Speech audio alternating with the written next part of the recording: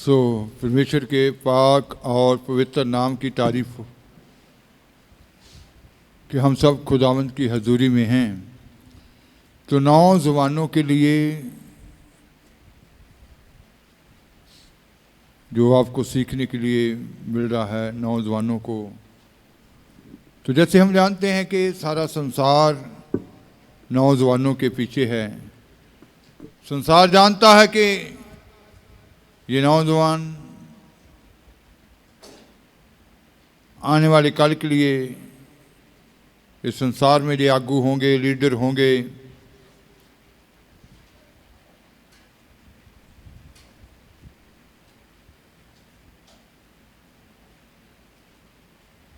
तो शैतान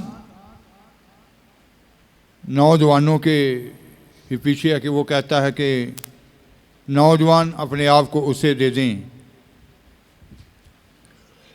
लेकिन कलाम में लिखा है, जब हम पढ़ते हैं भजन संहिता 127 उसकी 4 आयत, वहाँ लिखा है, पढ़ेंगे।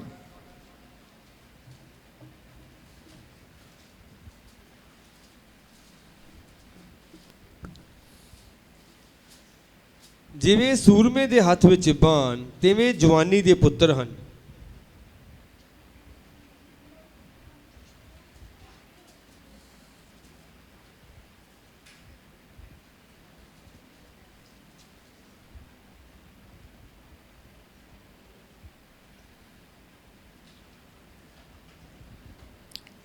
हाँ जी, हिंदी में पढ़ लेंगे।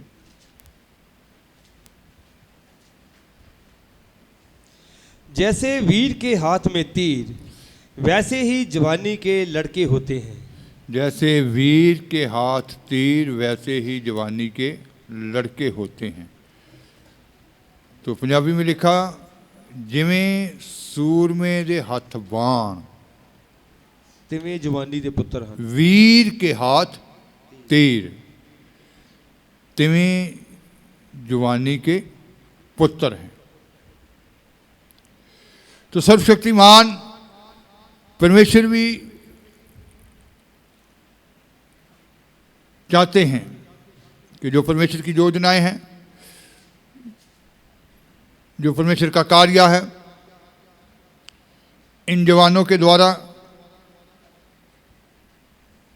कि जवान अपने आप को उस कार्य के लिए उसके हाथों में दें, इनके द्वारा वो कार्य पूरा हो सके। कि हर एक जवान अगर चाहता है कि परमेश्वर की जो योजनाएं हैं, परमेश्वर का जो कार्य है, उसके द्वारा संपूर्ण हो, तो उसे अपने आप को परमेश्वर के हाथों में देना चाहिए, समर्पित कर देना चाहिए।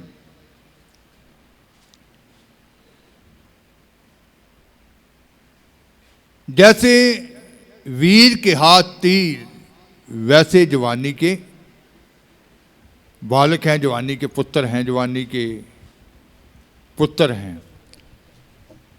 तो आज हम इस बात के ऊपर विचार करेंगे कि हमारे जीवन में कौन सी ऐसी बातें हैं जो हमें देनी चाहिए, जो सही बातें हैं। सही क्या है जो हमें देना चाहिए, गलत क्या है जो हमें नहीं देना चाहिए अपने जीवन में। तो खुदा चाहते हैं कि जैसे वीर के हाथ तीर वैसे ही जवानी के पुत्र। तो बड़ी अणख के साथ खुदा अपने लोगों को इस्तेमाल करना चाहते हैं। तो सबसे पहली बात कहा गया मत्ती 3 की 8, जब हम पढ़ते हैं तो लिखा गया, पढ़ेंगे।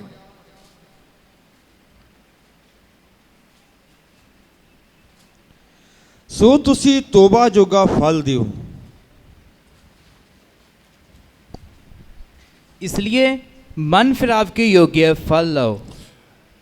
तुसी तोबा जोगे फल दियो, इसलिए मन फिराव के जोगे फल दियो। जब फरीसी और सदूकी यूहन्ना के पास बपतिस्मा लेने के लिए आए, तो यूहन्ना ने कहा कि वो अपने रास्तों को सीधा करें, बुराई से, हर तरह की बुराई से, बदी से अपने आप को अलग करें और मन फिराव के योग्य क्या दें, फल दें। तो मन फिराव के योग्य फल देने के लिए सबसे अच्छा तरीका है परमेश्वर में बने रहना, उसके कलाम में बने रहना। जब हम परमेश्वर के बीच में बने रहते हैं, उसके वचन के बीच में बने रहते हैं, तो हम मन फिराव के योग्य फल लाते हैं, तौबा के योग्य फल लाते हैं। यीशु मसीह ने भी कहा, यूहन्ना की इंजील 15 बाब उसकी 5, 7 और 10 आयत जब हम पढ़ते हैं, वहाँ लिखा गया, पढ़ेंगे। अंगूर दी बेल मैं हाँ, तुसी टहनियां हो। जो मेरे विच रहिंदा है अते मैं उस विच, सोई बहुता फल दिंदा है, क्यों जो मेथों वखरे हो के तुसी कुछ नहीं कर सकदे। जे तुसी मेरे विच रहो अते मेरियां गल्लां तुहाडे विच रहन, तां जो चाहो मंगो अते ਉਹ ਤੁਹਾਡੇ ਲਈ ਹੋ ਜਾਵੇਗਾ। ਜੇਕਰ ਤੁਸੀਂ ਮੇਰੇ ਹੁਕਮਾਂ ਦੀ ਪਾਲਣਾ ਕਰੋਗੇ ਤਾਂ ਮੇਰੇ ਪ੍ਰੇਮ ਵਿੱਚ ਰਹੋਗੇ, ਜਿਵੇਂ ਮੈਂ ਆਪਣੇ ਪਿਤਾ ਦੇ ਹੁਕਮਾਂ ਦੀ ਪਾਲਣਾ ਕੀਤੀ ਹੈ ਅਤੇ ਉਹਦੇ ਪ੍ਰੇਮ ਵਿੱਚ ਰਹਿੰਦਾ ਹਾਂ।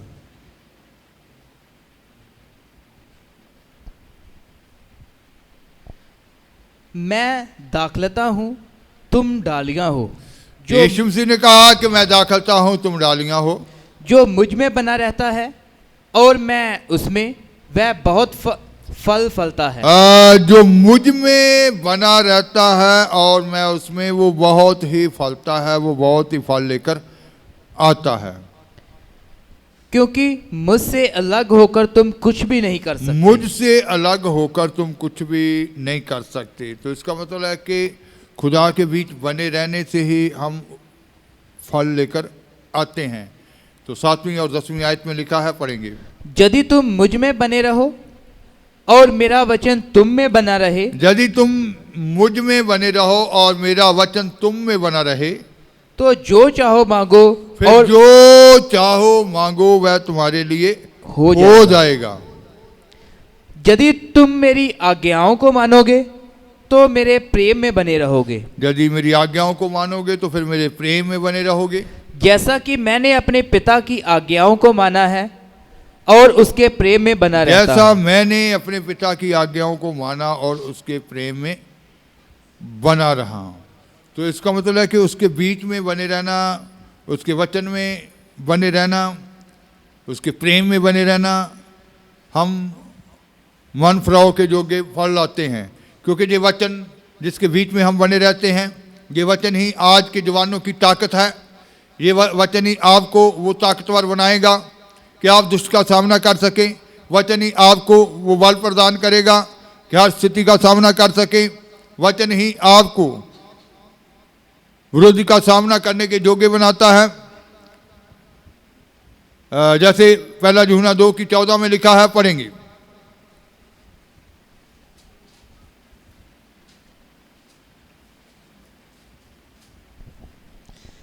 हे पिताओ, मैं ਤੁਹਾਨੂੰ ਲਿਖਿਆ ਇਸ ਲਈ ਜੋ ਤੁਸੀਂ ਉਹਨੂੰ ਜਾਣਦੇ ਹੋ ਜਿਹੜਾ ਆਦ ਤੋਂ ਹੈ। हे ਜਵਾਨੋ, ਮੈਂ ਤੁਹਾਨੂੰ ਲਿਖਿਆ ਇਸ ਲਈ ਜੋ ਤੁਸੀਂ ਬਲਵੰਤ ਹੋ ਅਤੇ ਪਰਮੇਸ਼ਰ ਦਾ ਬਚਨ ਤੁਹਾਡੇ ਵਿੱਚ ਰਹਿੰਦਾ ਹੈ ਅਤੇ ਤੁਸੀਂ ਉਸ ਦੁਸ਼ਟ ਨੂੰ ਜਿੱਤ ਲਿਆ ਹੈ। हे पितरों, मैंने तुम्हें इसलिए लिखा है कि जो आदि से है तुम उसे जान गए हो। हे जवानों, मैंने तुम्हें इसलिए लिखा है कि तुम बलवंत हो और परमेश्वर का वचन तुम में बना रहता है। परमेश्वर का वचन तुम में बना रहता है, तुम बलवंत हो। इसका मतलब है कि वचन ही जवानों की ताकत है, वचन ही इन जवानों का बल है। तुमने उस ताकत के साथ उस दुष्ट को क्या कर लिया है? जीत लिया है। इसका मतलब है कि जब तक वचन अंदर नहीं रहेगा, वचन आप पढ़ेंगे नहीं, वचन को अपने अंदर जमा नहीं करेंगे, वचन को अपने अंदर स्थान नहीं देंगे, तो वो आपके लिए ताकत नहीं बनेगा। तो वचन ही जवानों की ताकत है, वचन ही जवानों का बल है। तो वचन के साथ ही वो वचन के बीच में बने रहेंगे। तो जैसे यीशु मसीह ने कहा था, तुम मुझ में बने रहोगे और मैं तुझ में, तो तुम बहुत फल लेकर आओगे। फल लाने के लिए खुदा के वचन में बने रहना है, खुदा के वचन में बने रहना है।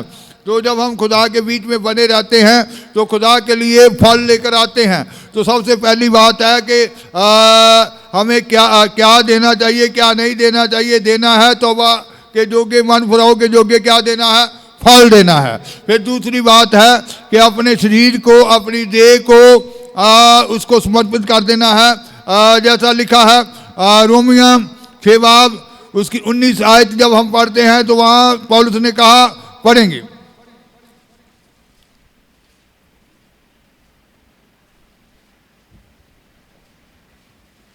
ਮੈਂ ਤੁਹਾਡੇ ਸਰੀਰ ਦੀ ਦੁਰਬਲਤਾਈ ਦੇ ਕਾਰਨ ਮਨੁੱਖਾਂ ਵਾਲੀ ਗੱਲ ਆਖਦਾ ਹਾਂ। ਸੋ ਜਿਵੇਂ ਤੁਸਾਂ ਆਪਣੇ ਅੰਗ ਗੰਦਮੰਦ ਅਤੇ ਕੁਧਰਮ ਸਗੋਂ ਅਤ ਕੁਧਰਮ ਦੀ ਗੁਲਾਮੀ ਵਿੱਚ ਸੌਂਪ ਦਿੱਤੇ, ਤਿਵੇਂ ਹੁਣ ਆਪਣੇ ਅੰਗ ਧਰਮ ਦੀ ਗੁਲਾਮੀ ਵਿੱਚ पवित्र होने ਲਈ सौंप दियो।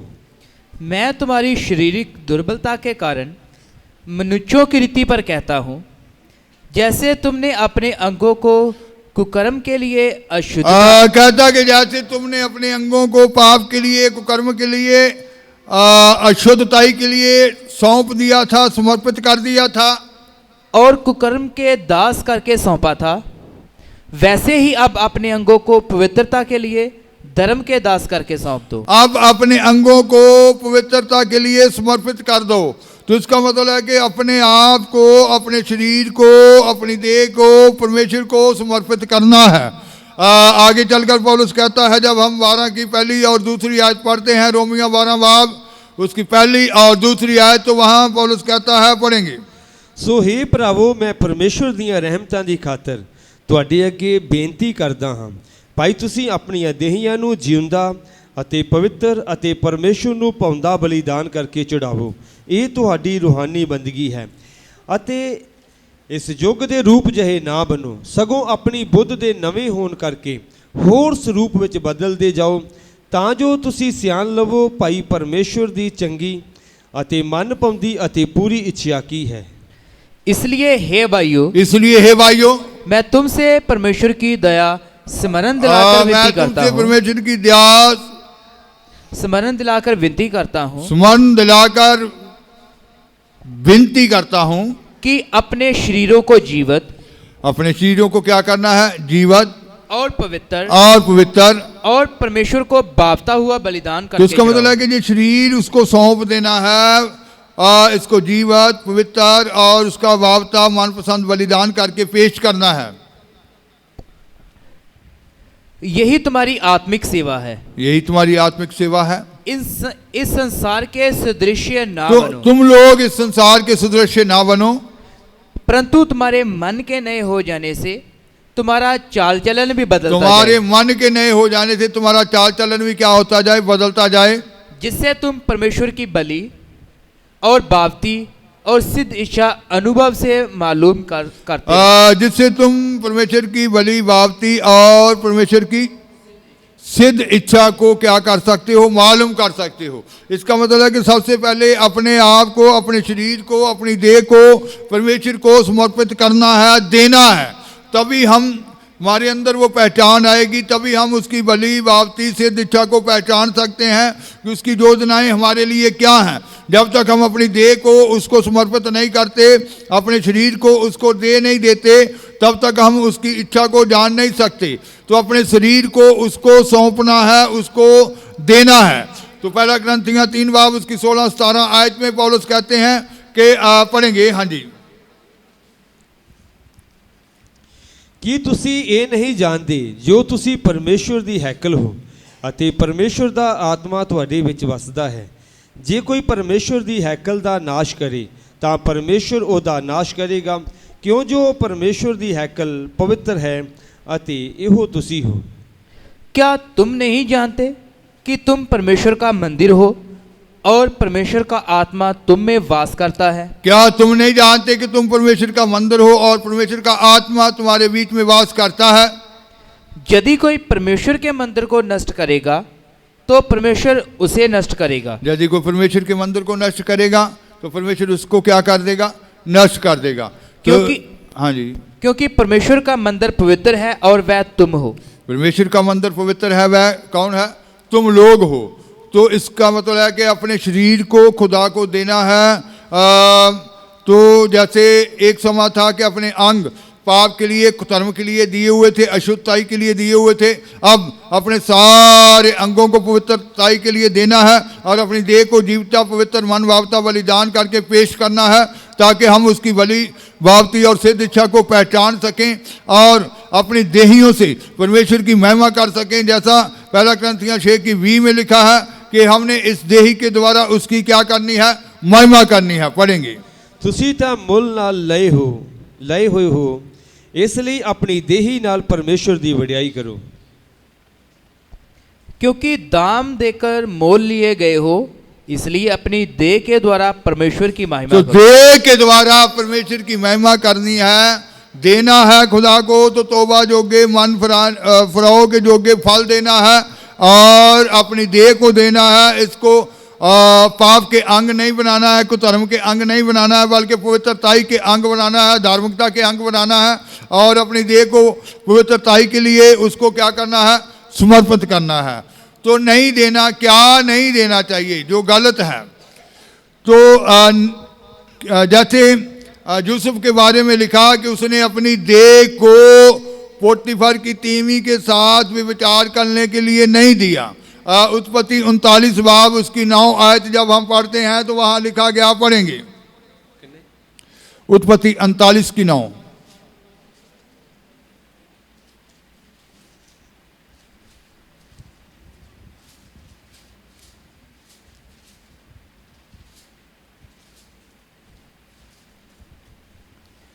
ਔਰ ਇਸ ਘਰ ਵਿੱਚ ਮੈਥੋਂ ਵੱਡਾ ਵੀ ਕੋਈ ਨਹੀਂ ਅਤੇ ਉਸਨੇ ਤੁਹਾਤੋਂ ਬਿਨਾ ਕੋਈ ਚੀਜ਼ ਮੇਰੇ ਕੋਲੋਂ ਰੋਕ ਕੇ ਵੀ ਨਹੀਂ ਰੱਖੀ, ਕਿਉਂ ਜੋ ਤੁਸੀਂ ਉਸ ਦੀ ਪਤਨੀ ਹੋ। ਮੈਂ ਐਡੀ ਵੱਡੀ ਬੁਰਾਈ ਅਤੇ ਪਾਪ परमेश्वर के विरुद्ध किवें करा। इस घर में मुझसे बड़ा कोई नहीं। तो यूसुफ ने क्या कहा पोतीफर की तीमी को? पोतीफर की तीमी जो यूसुफ को कहती थी कि उसको गलत कार्य के लिए, पाप के लिए उकसाती थी, व्यभिचार के लिए उकसाती थी। तो लिखा गया कि उसको अपने साथ लेटने के लिए उकसाती थी। तो यूसुफ ने क्या जवाब दिया कि इस घर में मुझसे बड़ा कोई नहीं, और उसने तुझे छोड़ जो उसकी पत्नी है, पोतीफर ने तुझे छोड़ जो उसकी पत्नी है, मुझसे कुछ नहीं रख छोड़ा, मुझसे कुछ भी छुपा कर नहीं रखा, कुछ भी रख नहीं छोड़ा।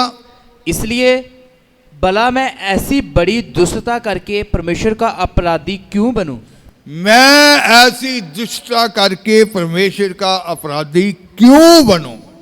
तो इसका मतलब है कि यूसुफ ने अपने शरीर को, अपनी देह को व्यभिचार के लिए नहीं दिया, पाप के लिए नहीं दिया। क्योंकि लिखा गया है पहला कुरिन्थियों 6:18 आयत जब हम पढ़ते हैं वहाँ लिखा गया कि जो लोग व्यभिचार करते हैं वो अपने ही शरीर का नाश करते हैं। पढ़ेंगे। हरामकारी तो भज्जो, हरेक पाप जो मनुख करता है सो शरीर दे बाहर है, पर जिहड़ा हरामकारी करता है वो अपने ही शरीर का पाप करता है। व्यभिचार से बचे रहो, व्यभिचार से बचे रहो। जितने अन्य पाप मनुष्य करता है, जितने भी अन्य पाप और पाप मनुष्य करता है वह देह के बाहर हैं, वह शरीर के क्या है? बाहर है। परंतु व्यभिचार करने वाला अपनी ही देह के विरुद्ध पाप करता है। व्यभिचार करने वाला अपनी ही देह के विरुद्ध क्या करता है? पाप करता है। तो इसका मतलब है कि यूसुफ ने अपनी देह को पाप के लिए नहीं दिया, क्योंकि व्यभिचार करने वाला, पाप करने वाला अपनी ही देह के विरुद्ध क्या करता है? पाप करता है। तो पौलुस कहता है ऐसे लोग मरने के योग्य हैं। जब हम रोमिया 1 बाब उसकी 29 आयत से 32 आयत तक पढ़ते हैं तो वहाँ लिखा गया कि ऐसे लोग मौत का दंड पाने के योग्य हैं, मरने के योग्य हैं।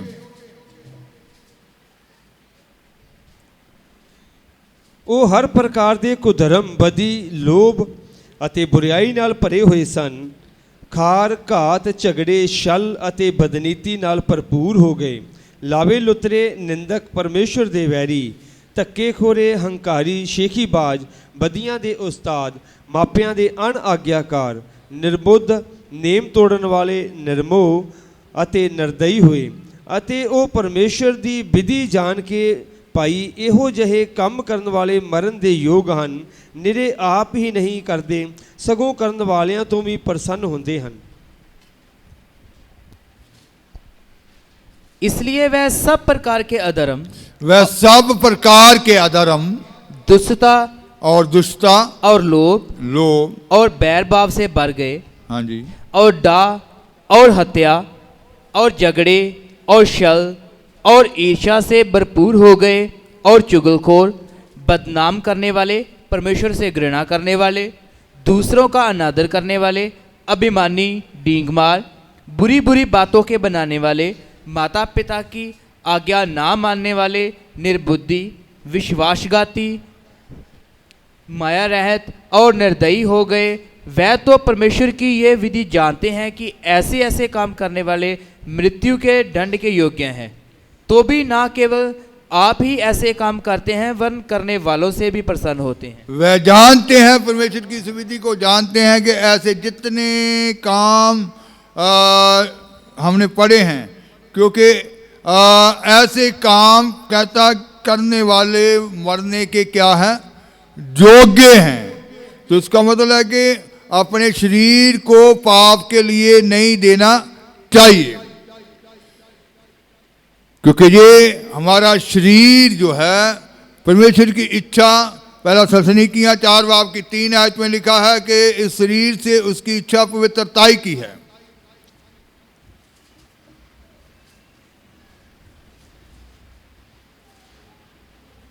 ਪਹਿਲਾ थिस्सलुनीकियों 4 की 3। ਪਰਮੇਸ਼ਵਰ ਦੀ ਇੱਛਾ ਤੁਹਾਡੀ ਪਵਿੱਤਰਤਾਈ ਦੀ ਹੈ, ਭਾਈ ਤੁਸੀਂ ਹਰਾਮਕਾਰੀ ਤੋਂ ਬਚੇ ਰਹੋ। क्योंकि परमेश्वर की इच्छा ये है कि तुम पवित्र बनो, अर्थात व्यभिचार से बचे रहो। परमेश्वर की ये इच्छा है कि तुम पवित्र बनो, अर्थात व्यभिचार से क्या करो, बचे रहो। तो इसका मतलब है कि ये देह पाप के लिए नहीं देनी है, व्यभिचार के लिए नहीं देनी है।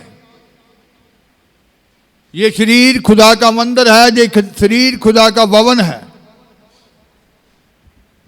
तो ये शरीर खुदा को देना है पवित्रताई के लिए, धार्मिकता के लिए, उसकी योजनाएं पूरी होने के लिए देना है।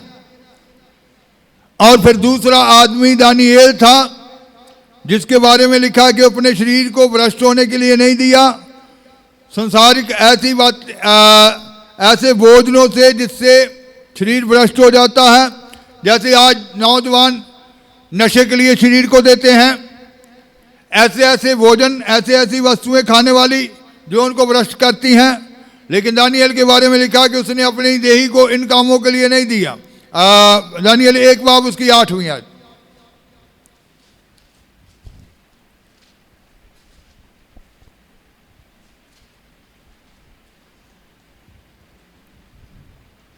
ਪਰ ਦਾਨੀਏਲ ਨੇ ਆਪਣੇ ਦਿਲ ਵਿੱਚ ਮਨਸ਼ਾ ਬੰਨੀ, ਭਾਈ ਆਪਣੇ ਤਾਈਂ ਰਾਜੇ ਦੇ ਸਵਾਦਲੇ ਭੋਜਨ ਨਾਲ ਅਤੇ ਉਹਦੀ ਸ਼ਰਾਬ ਨਾਲ ਜਿਹੜੀ ਉਹ ਪੀਂਦਾ ਸੀ ਨਾਪਾਕ ਨਾ ਕਰੇ। ਇਸ ਕਰਕੇ ਉਸ ਨੇ ਖੁਸਰਿਆਂ ਦੇ ਸਰਦਾਰ ਦੇ ਅੱਗੇ ਬੇਨਤੀ ਕੀਤੀ, ਭਾਈ ਉਹ ਆਪਣੇ ਆਪ ਨੂੰ ਨਾਪਾਕ ਕਰਨ ਤੋਂ ਮੁਆਫ ਕੀਤਾ ਜਾਵੇ। परंतु दानिएल ने अपने मन में ठान लिया कि वह राजा का भोजन खाकर और उसके पीने का दाख मधु पीकर अपवित्र ना होए। दानिएल ने जो ठान लिया कि राजा का भोजन खाकर और उसकी शराब पीकर अपने आप को नापाक ना करे। आज कितने नौजवान हैं जो अपनी देह को नशे के लिए दे देते हैं, तो अपने आप को क्या करते हैं, नापाक करते हैं। तो ऐसी खाने वाली भोजन, ऐसी खाने वाली वस्तुएं, कितने प्रकार के आज संसार में लोग नशा कर रहे हैं, अपनी देह को नशे के लिए दे देते हैं। तो जिससे उनका देह जो है, जो खुदा का भवन है, जो खुदा का मंदिर है, वो क्या हो जाता है, नापाक हो जाता है, अपवित्र हो जाता है।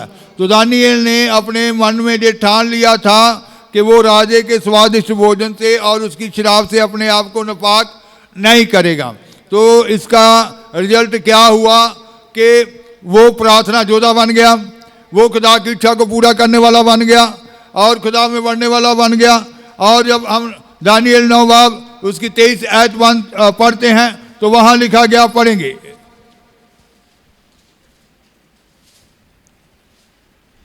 ਜਿਸ ਵੇਲੇ ਤੂੰ ਬੇਨਤੀ ਕਰਨ ਲੱਗਾ ਉਸ ਵੇਲੇ ਇਹ ਆਗਿਆ ਨਿਕਲੀ ਅਤੇ ਮੈਂ ਆਇਆ ਜੋ ਤੈਨੂੰ ਵਿਖਾਵਾਂ, ਕਿਉਂ ਜੋ ਤੂੰ ਵੱਡਾ ਪਿਆਰਾ ਹੈ। ਸੋ ਇਸ ਗੱਲ ਨੂੰ ਜਾਣ ਅਤੇ इस दर्शन ਨੂੰ समझ। जब तू गिड़गिड़ाकर विनती करने लगा तब ही इसकी आज्ञा निकली, इसलिए मैं तुझे बताने आया हूँ, क्योंकि तू अति प्रिय ठहरा है।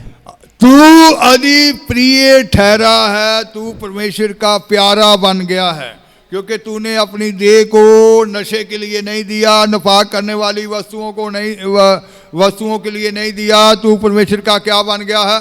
प्रिय बन गया है, प्यारा बन गया है। खुदा के दूत ने उसको आकर कहा कि तू अब परमेश्वर का क्या है? प्यारा है। तो नौजवान अगर परमेश्वर के प्यारे बनना चाहते हैं, उसके प्रिय बनना चाहते हैं, तो अपनी देह को पाप के लिए ना दें, नशों के लिए ना दें, और वो खुदा के प्रिय बन जाएं, खुदा के प्यारे बन जाएं।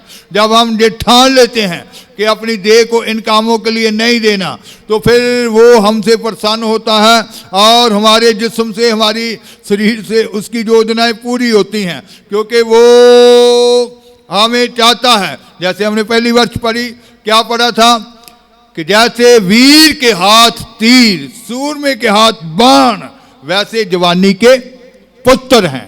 तो खुदा सर्वशक्तिमान परमेश्वर आपको बड़ी अणख के साथ इस संसार के लिए इस्तेमाल करना चाहते हैं, अपनी योजनाओं को पूरा करना चाहते हैं।